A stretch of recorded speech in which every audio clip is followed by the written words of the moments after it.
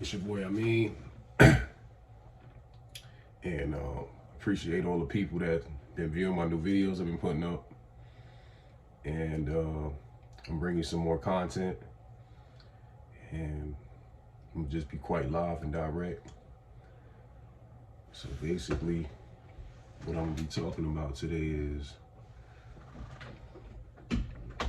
how the dating market is being manipulated, and the dating market for Black people, both male and female, has been manipulated, and we've been made to turn our backs on each other, and we've been made to basically have to be in chaotic relationships.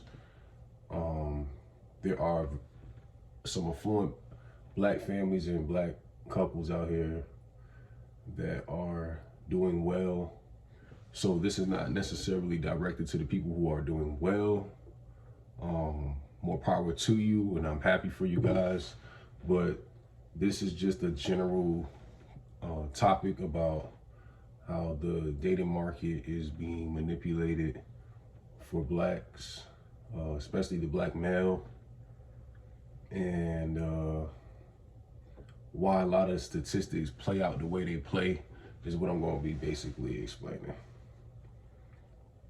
So basically,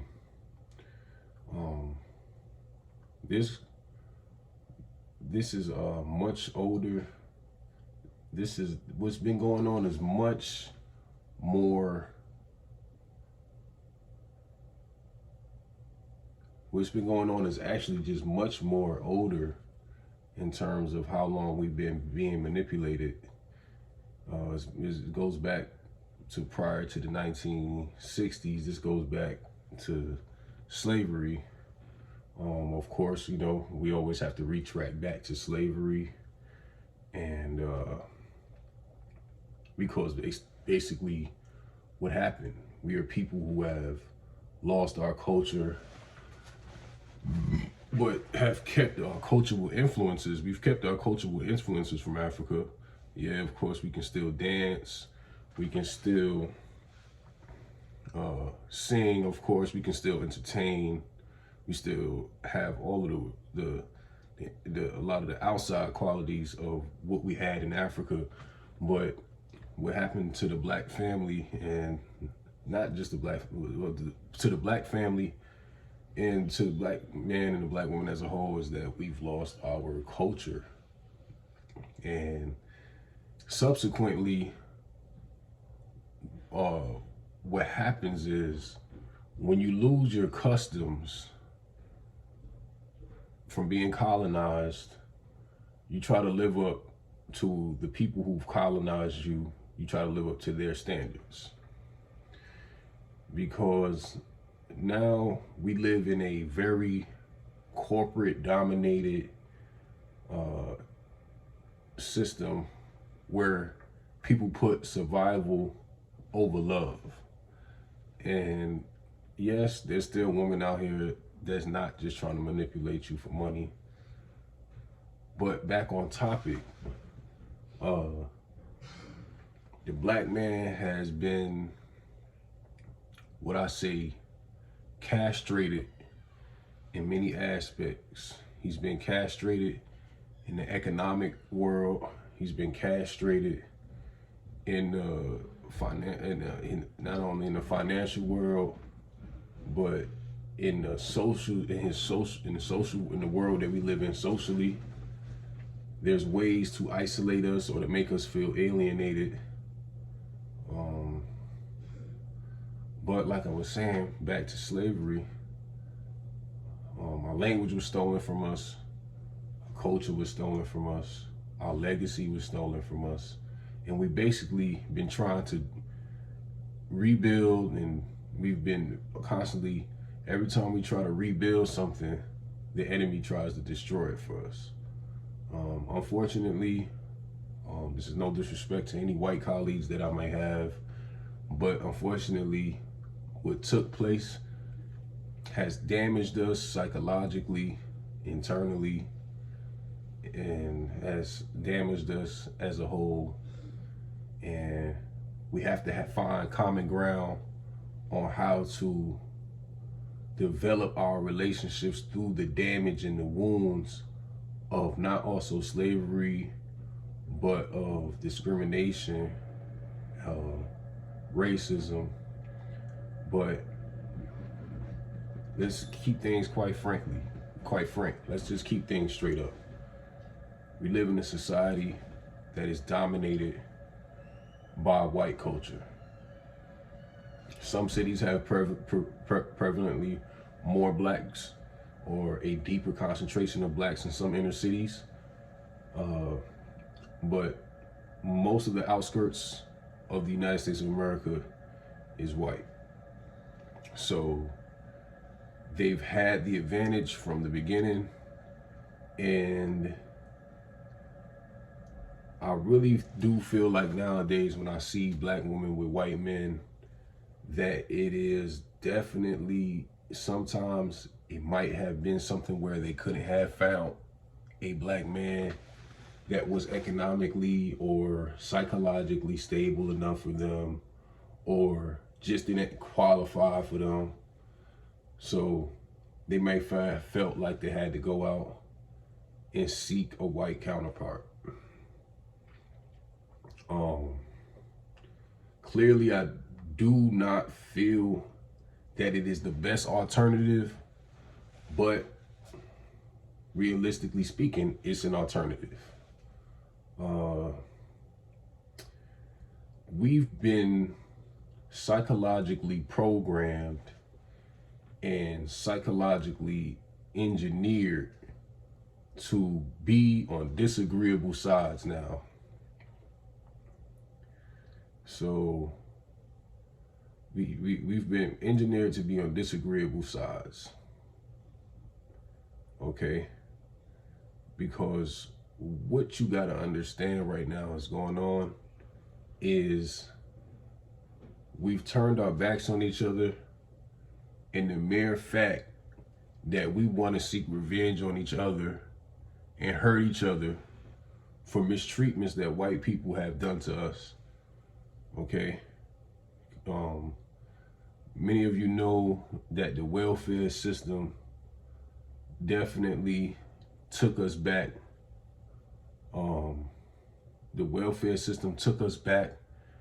Integration took us backwards, because when Elijah Muhammad was here, might not agree with every belief of the Nation of Islam, but the Nation of Islam definitely was taking black people into a direction that had structure, a direction that had organized communities, people being employed, and not just the Nation of Islam, but there were other prestigious blacks throughout the United States, commonly known Tulsa, Oklahoma, where they had black banks and black established economical structure. So I want to believe and want to know through the living experience that post-segregation took us back an extra 200 years. So what we think that we're living now, we think we have advantages because we can go to the same store as white people, or drink from the same water fountain, or share a bathroom with them. That has also, let me tie that in.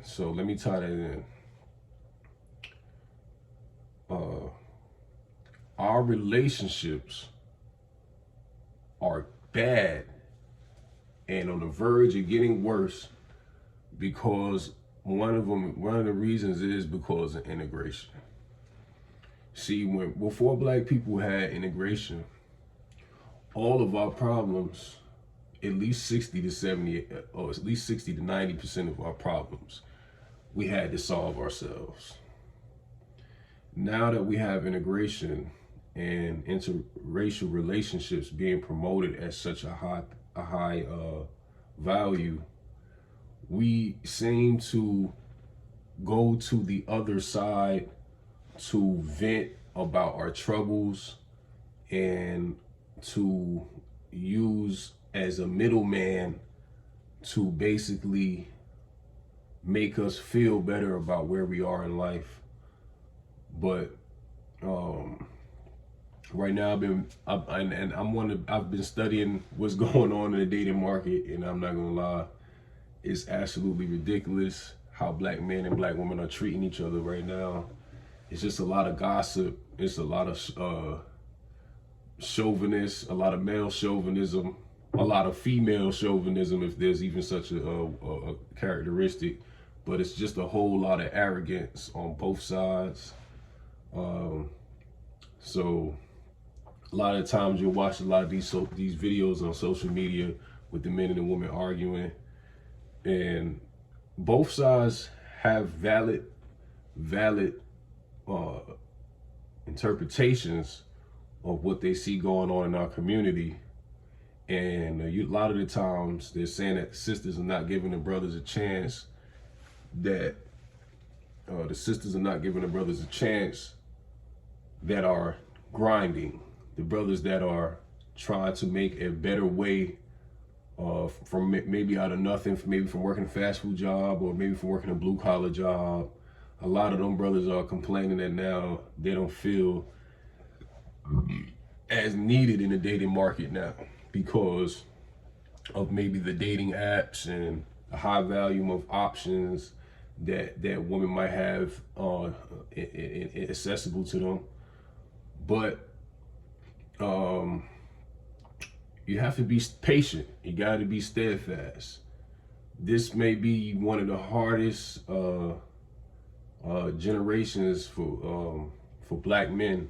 This may be one of the hardest generations for black men to be seen as leaders and to be seen as fathers and to be seen as husbands, or to be seen with just to be seen having potential to become a better man. So what you got to understand is a lot of our sisters have generations of black moms who couldn't get it right. And unfortunately,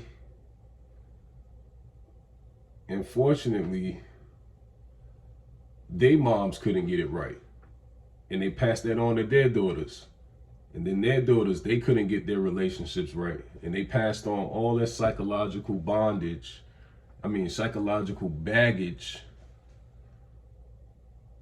passed on. And then that communicates in their relationship that they finally do get into.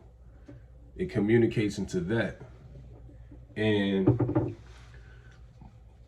relationships I've seen as a younger adult, relationships I've seen as in my childhood with my mother, and my dad was dysfunctional.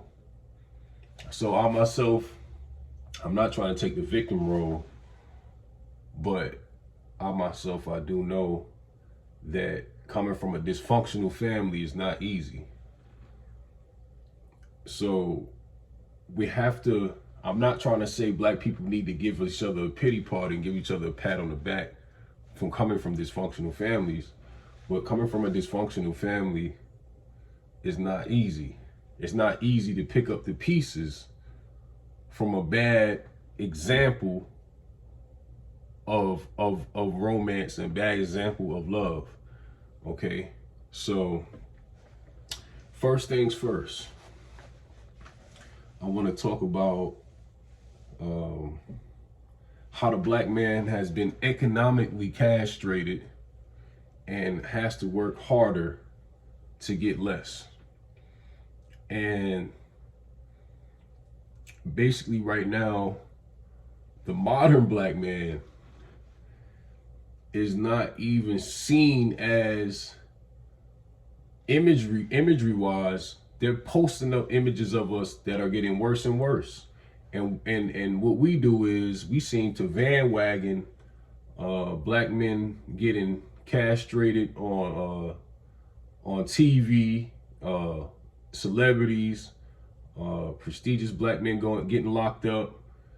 Now, R. Kelly did wrong. Diddy did wrong. But what you got to seem to understand is that these images of black men doing wrong to women, or black men being aggressive in relationships, or black men, these are all lashes of things that have been done to us, being expressed in our relationships. So we have to understand is that people who hurt people have been hurt, or hurt people, better to say, hurt people. So the only way to pick up them pieces is to heal. And we cannot heal as a people if you got on one party the woman bashing each other, and you got on another party the men bashing each other. It's not how we're going to come about it. But it's a way of venting, but that's not the way we're going to come about having a stable family or being seen as leaders. So I also want to say that black women have to understand that they've been socially programmed to believe that you're going to do wrong in a relationship before the relationship even starts. There's so many things that the black woman has been psychologically calibrated to see wrong with you because of the entertainment world, because of all of the bad imagery of black men being perpetuated.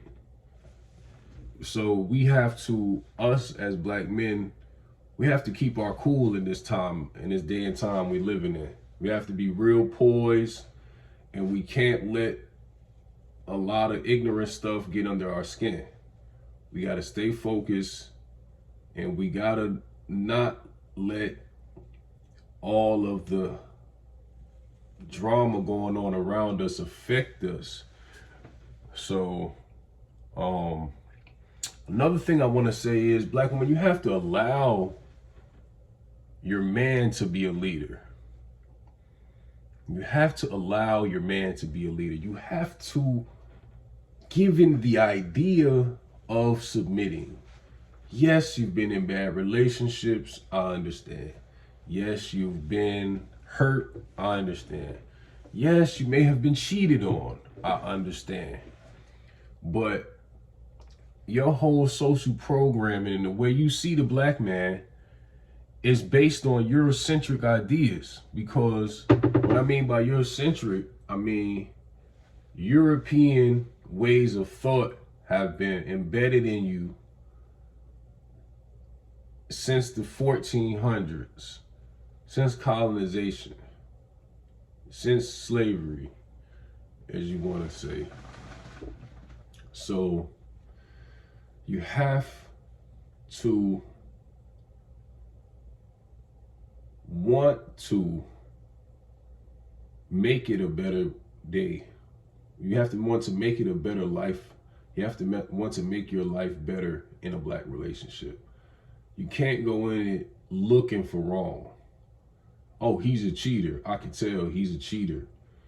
Because basically, whatever you program your mind to attract is what you're going to have. If you're constantly thinking that this man is going to cheat on you, that is what you're going to attract. Now, I would advise both of us, the black man and the black woman, to try to come to a truce or a treaty in terms of knowing that we've both been psychologically damaged. We both have been misinformed on how to even get along with each other. We've been disenfranchised economically in the job market. So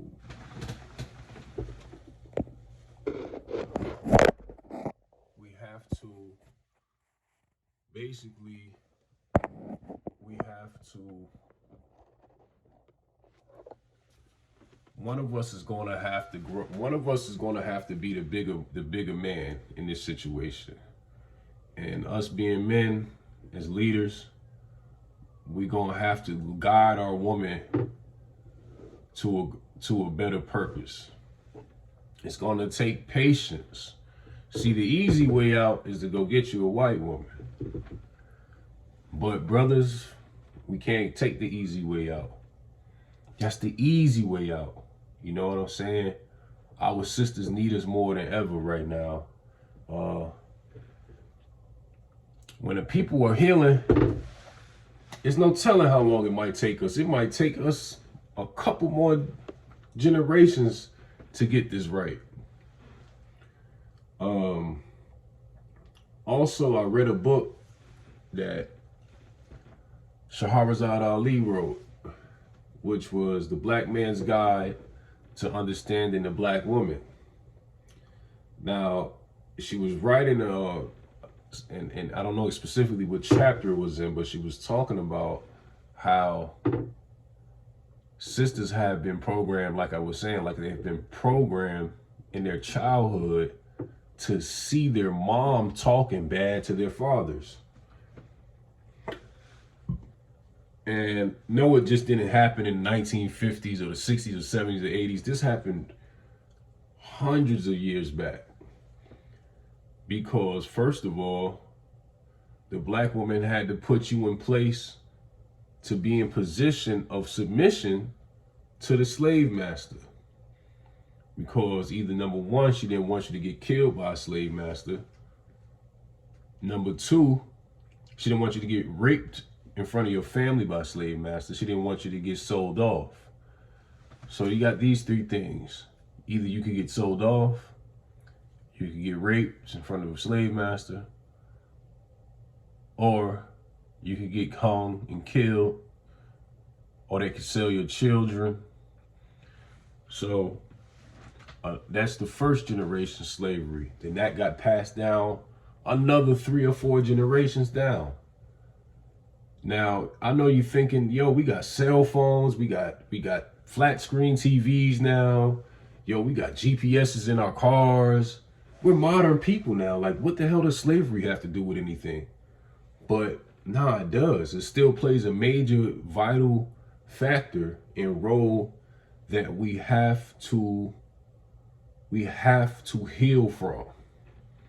And in order for, we have to know that we're both healing on both sides of the party.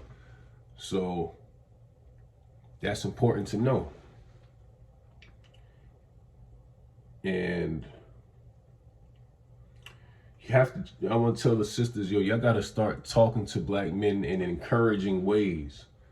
You got to stop downing brothers about everything wrong with them. That's why I'm not going to lie. I think the show is kind of cool with the red balloons and how the girls pop the balloons and how the dude pop the balloons to see why they couldn't validate this person or whatever. You know, it might make the person, you know, kind of remodel themselves or, you know, maybe try to mold themselves better for the dating market. I understand, but I really do kind of feel like that is a way of degrading a person, because in a way it's like putting somebody on an auction, you know what I'm saying? And that's kind of slave-like too, because they used to auction us off. And another thing is, the sisters are just being unnecessarily picky. Unnecessarily picky. You know what I'm saying? Like, there's no absolute reason why a lot of these girls ain't even that picky in real life. So this is what I want to say, because this is just part 1 to this. But I'm gonna close on this on part 1. So basically what I'm gonna be talking about is how can we get our communication to get better? And that's what I'm gonna touch up on part 2. All right, thank y'all for joining in. This is Amin, and appreciate you guys. Subscribe to my channel. See you again.